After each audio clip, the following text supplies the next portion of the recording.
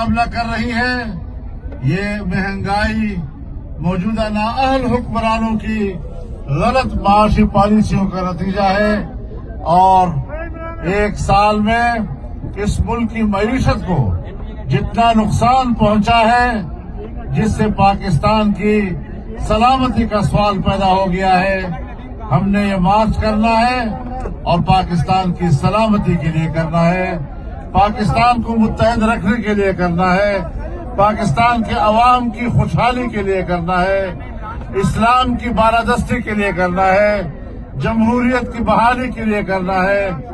آئین کی عملداری کے لیے کرنا ہے۔ انشاءاللہ یہ سفر جاری رہے گا، اور مجھے امید ہے کہ ساہیوال کے عوام اس مارچ میں شریک رہیں گے، ہم قدم رہیں گے،